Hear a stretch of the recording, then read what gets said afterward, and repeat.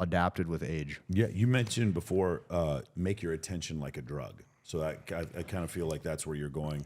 You also, I love the analogy. I use the analogy of attention and compliance. A lot of times guys are getting attention from a woman, but they think it's compliance. It's the girl who sends nudes, but he doesn't realize she sent those nudes to 10 other guys. Right. He thinks, oh, she really likes me. She's sending me nudes and then when he tries to set up a date, she never wants to go on the date. Right. So he thought he was getting attention, which is above the belly button, instead of compliance, which is below the belly button.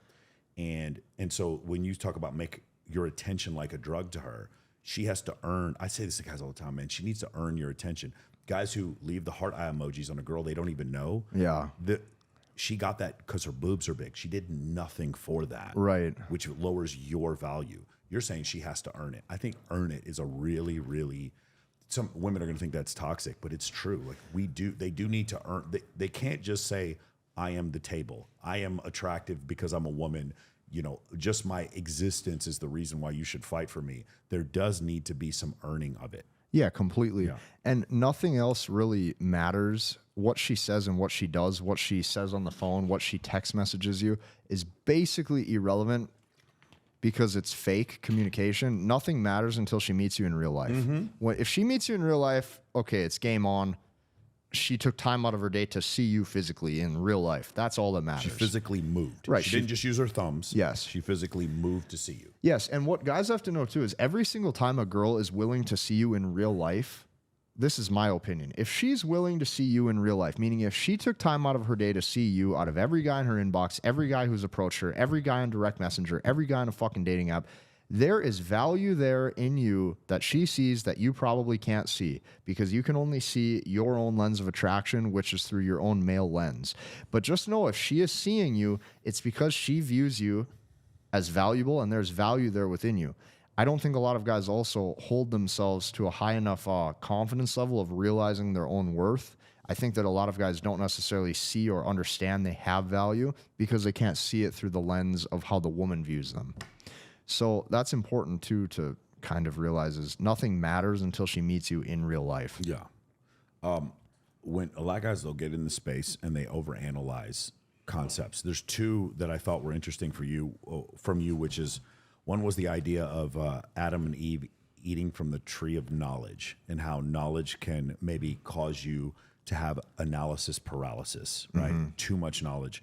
And then the other concept that I really love, and this took me a while, is actually my father was killed by a drunk driver, and then I read The Power of Now by Eckhart Tolle, and he talks about being in the present moment. Yeah. And I remember night and day switch where I was so much more attractive to women when I was being able to be in the present moment. What did you mean by that when you talk about being in the present moment with a woman and then not overthinking certain concepts? Yeah, the more you know, the more you overanalyze, and if you want to use that analogy of biting from the tree of knowledge, right? Yeah. The more information that fills your head, the more you will start to second guess, alter your moves, alter the words that you say, and a lot of times your results get way worse.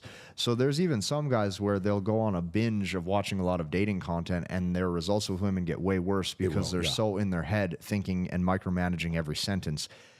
What I really think, and this is my own belief, like I definitely believe, as you can tell, like I do believe in God. I do believe like God created man and woman, obviously. And I do think that like, you know, your own God-given state naturally, if you let go of some of these concepts of almost or you go through a stage where you almost unlearn so you can just get into your natural male state and live. You know, think 1,000 years ago, was there any fucking dating coaches on the internet helping guys? Right. Humans would just meet and mate, right? And families would be formed. And I think that a lot of that is hardwired into us naturally without needing help and guidance if we would almost unlearn and let go of the knowledge and just exist. You see what I'm saying? And another thing that I think too, guys have to realize, like, for me to get to this point to understand this shit, I have had to almost unlearn and deprogram from a lot of my surroundings.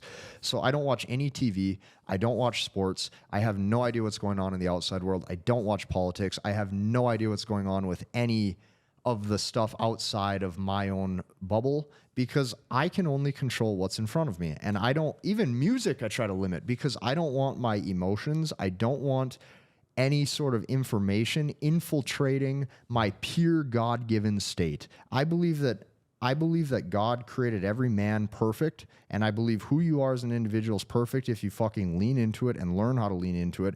And the more you start to get distracted, right, by that tree of knowledge, right, the more you allow that tree of knowledge, or the more you start to bite from the fruit and you're exposed, and now the music influences you and changes your thoughts, feelings, and emotions, and the TV, right, and sports, and this, and, you know, this guy talks like this, and this guy wears this outfit, and this guy wears this jewelry, and this guy moves like this.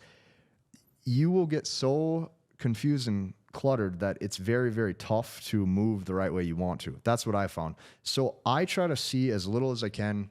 I try to stay in my natural, pure state as much as I can. I've never been to a strip club because I don't want the diva demon in front of me. I don't want that. Saturday night in Vegas. Bachelor party. Let's do it. And maybe those guys that I was with last night did do that. Maybe some of them. But I personally, I've never been to a strip club. I also don't want to pay for that.